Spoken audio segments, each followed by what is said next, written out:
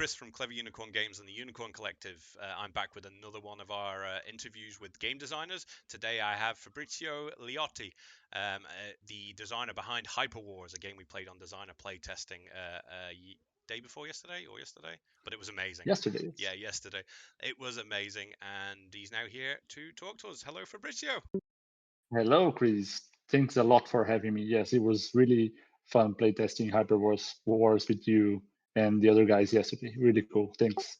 No problem. We really enjoyed it. In fact, we had a conversation about it afterwards as well, and yeah, Cool. we were very excited by it. Even David, who had a few issues, Yes. but it's more tabletop simulators Nice. limitations rather than the game. Cool, cool. I hope he gets better as he plays more. Yeah. So, first of all, let's find out a bit about yourself. What is it that you like to do when you're not playing games? Cool. So I guess that maybe you're meaning especially board games, but when I'm not playing board games, sometimes I'm playing video games, of course. But I also like to do like long walks and play with my cats. I have 6 cats. So yeah, it's a lot of petting to do, so for sure. And also I read a lot. I'm kind of obsessed with reading, so that's also something I do a lot when I'm not doing the other stuff. What kind of books do you like? I would say all sorts, but lately I've been mostly into like behavioral stuff, like behavioral economics, behavioral gaming, all this kind of stuff. So yeah, it's a really interesting topic. Oh, that's great. That is some real intellectual stuff right there. Well, yeah, but normally I pick the books that are like easier on that side. I have no degree in psychology or anything like that, so yeah, I normally listen to then the ones that are more mild in that sense. Let's go back to games. So, what would you say is your favorite game? Yeah, that's a tough one. It's really hard to say. So, um, I generally like engine builders a lot. So most of the games I'm gonna say are my favorite are on this classification. Like Scythe, for example, Oh, is one I Scythe's really amazing. like it. It's an amazing game. There is a newer one. It's called Fantastic Factories. I really like it. I've seen it, but I've not It's played it. yeah, it's super good because it's so simple. You can like teach someone to play in like 10 minutes and it's very easy to like score points. Not doing the score, but making the score, doing the score, scoring at the end of the game. It's very simple. It plays super easily. So I really love it. But I also must add to this one that is a bit of an engine building game, but not that much. It's Cthulhu Wars. I really like this one. It's more on the control area That's the or area Sandy control Peterson side. one, isn't it? Yeah. Yes, exactly. I love that game. I don't know. I guess it's one of the games that has been at the table more times, like in the past year or so. I have a big group. We have like quarrels all the time, like after the game, like during. It's perfect. I love this game. It's really It's one that a friend of mine has, but I've not yet had a chance to play it. cool. Yeah, you should. It's very engaging, and it plays very different from faction to faction, even more than Scythe does. Scythe already does a lot of good work on this area, but like Cthulhu Wars is like amazing what you can do. It's like I don't know, it's very different to play in each different faction. So it's very hard to get tired of the game because every game is completely different experience. So very nice. What would you say inspired you? So when you came to designing Hyperwars or any other game that you've started designing, what Mhm. kind of games inspire you to create games yourself? Yeah, Hyperwars has a very specific story behind that. I used to play a video game called Towerfall Ascension. I love it. It's a sort of a couch co-op game, so you can sit down with your friends, and the only thing you have really is your bow and arch, and you have to hit arrows and see who survives. That's very simple. It's a one-screen platform game. You can just jump around and throw arrows at each other. It's really nice. But the thing about this game is that it's super fast. It's super stressful. You have to be on the edge all the time, otherwise you're done. There was one So like I that released on Steam recently, wasn't there? maybe There was do you it's know? like a 2D sort of real-time platformer Mhm. game, but it was an arena sort of game. Yeah. Towerfall Ascension is exactly this type of game. It's an arena type of game, and it's a platformer, so it's really cool. And I played this a long time ago, maybe in 2011 or 12, and I was like, yeah, I really, really would like to make a game that can convey the same sort of feeling, the same sort of feeling of urgency that something is going to happen. You don't really have control over it, and you need to make something to try to counteract it or something. Well, So your game that was definitely has that. thank you, thank you. So yeah, that was exactly my intention when I started doing Hyperwars. I wanted to convey this kind of feeling that you don't have time to be in control of everything that is happening. You don't really have time to take a look at whatever other player is doing, and you need to focus on your strategy and hope for the best and prepare for the worst and this kind of stuff. So that was one of my inspirations. But I think that in general, you can take inspiration from almost anywhere. So, for example, I was just talking about behavioral economics, for example, and that's something that you can really, really take inspiration from because it's a lot about decision making. So, this kind of studies, this kind of experiments, they describe how we humans take decisions based on, I don't know, what we're gonna earn out of it or what we are risking to lose, this kind of stuff. And this relates quite closely to games, of course. No, no, that's probably a great place to take inspiration from as well, with the because I mean, Yes. there's a lot of psychology in gaming with people. It's more so across the Yeah. table rather than what we're stuck with at the moment. But Yes. yeah, True. I do kind of miss the tears you get sometimes when you thoroughly thrash somebody at a game. Yeah. Doesn't have the Yes. same And effect through a webcam. true. That is true. And regarding like themes and what you're gonna talk about in your games, I guess that shows, TV shows, movies, also books can also help you a lot. So I'm a very big fan of cyberpunk culture in general. So I guess the first game I've ever created was not a full game, but was a table role-playing game campaign that uh, we wrote for 10 years, more than 200 sessions and stuff like that. And it was a universe that me and the other players, we created entirely from scratch. And it was a cyberpunk like world. I Uh, hope you've got it all written down still. we we don't run that anymore, unfortunately, but it's still I have a lot of material on that, so it's Yeah, yeah. If very you've still got the stuff you've written down, then you've got lots of inspiration to go back and get from. Because, like yes, I say, when it's an RPG like that, you know, you're creating stories in there, and they generally are yes, unique stories that personal to yourself, so other people won't know them. So that makes a great place to yes. draw your stories from. Yeah, you know that yesterday when I guess it was David that suggested that I could have some sort of storyline Yes, behind yeah, Hyperwars to make like, and he was saying like something like, yeah, you could get a writer that can write stories about this type of environment. And I was like, hmm, I know someone that has a lot of material on the cyberpunk stories. So there you yeah, go. maybe Yeah, you that's might be able really to cool. draw your Yeah, campaign out of what you've done in the past. yeah, that's true. Yeah. So far in your production of your game, or in any game that you've tried to take to, is this the first time you've tried to go all the way to market with a game? Yes, it's the first time I'm trying to publish. I have assessed this idea before. I had a flicking game about pizza stuff, and I kind of assessed how to do it, but I never got time to really do it. So Hyperwars is the first time. Uh, but yeah, yeah. So I've been creating games for a long time now. So I did a lot of games for my friends and family, everyone. But then, yeah, trying to publish is the first time. Yes.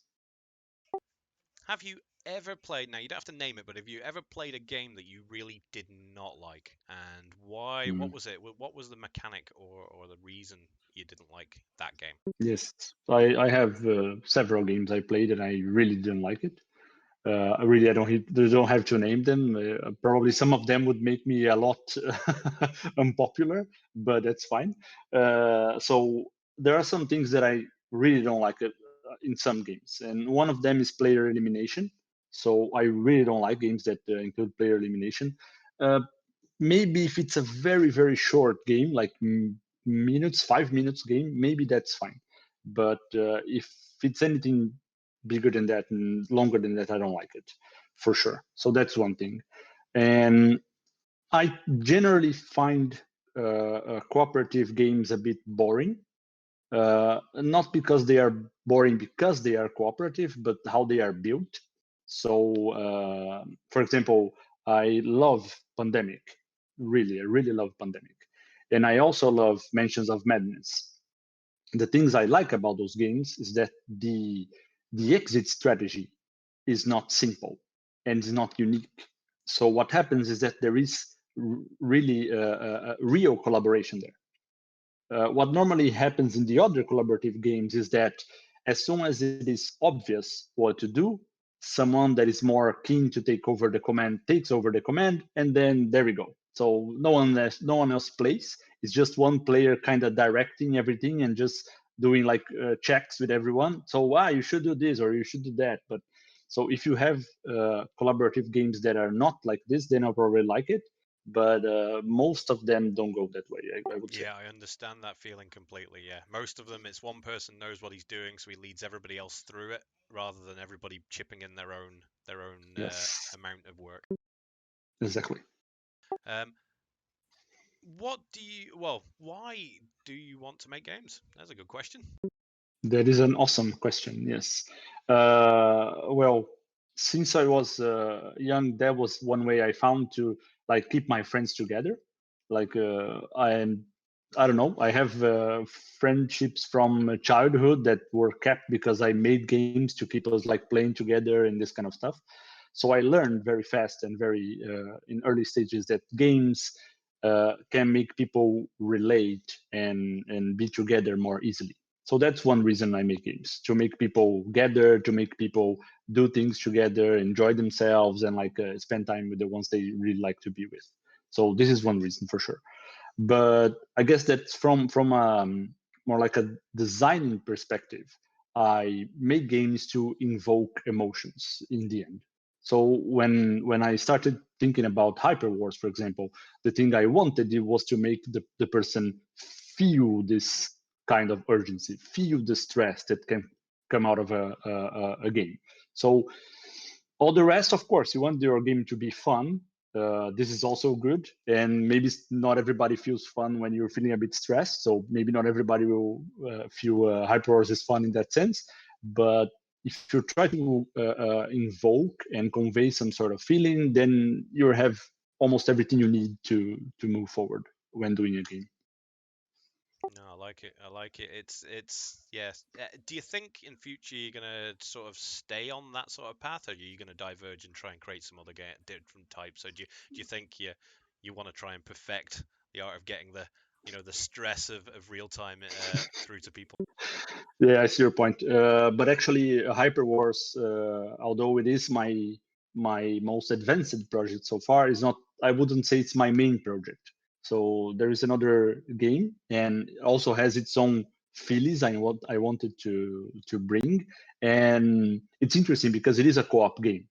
I started doing it because I felt all of them were boring. Like, okay, I'm done with this. I need to make a cooperative game that is actually good to play. It brings the feeling that you are collaborating, or sometimes that you need to make something that is more selfish because there is a balance. So the game is today is not completely cooperative. It's more like semi-cooperative in a sense. So the group wins or loses together, but when the group wins, inside the group, someone wins the game for being the one that helped more the group to achieve their objective. So there is Yeah, an internal that does. Yeah, competition. that's great because that does. Yeah, that is going to push. It's going to push everybody to work together, but you are also going to be working on your own score to try and beat everybody.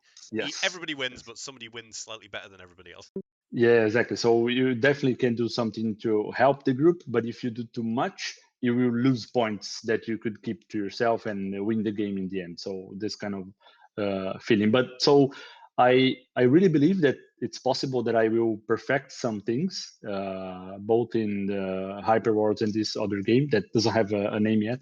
Uh, for example, both of them have mechanics involving a bag, and I really like the way to use this as a randomizer or secret keeping solution, something like that. So yeah, I really don't see any other way to start doing the game except that, okay, that's the feeling I want to convey. That's the thing so yeah, probably I'm going to stay on that. What would be so far in your from the games that you have taken as far as you've taken them? What would be your main piece of advice that you would share with somebody thinking about becoming a designer themselves with their idea that they have, and when they start down the path of making that idea a reality?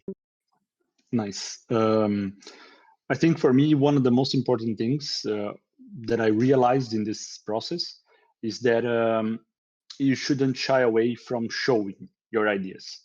To be fairly honest, it's a real danger that we fall in love with our ideas, and if you're on in that stage now, just give up, because having ideas is super easy. Like, people will have like hundreds of ideas every day, even in their sleep, even when they are, like, I don't know, having a shower or eating a meal. But the thing that you do with your idea is what counts.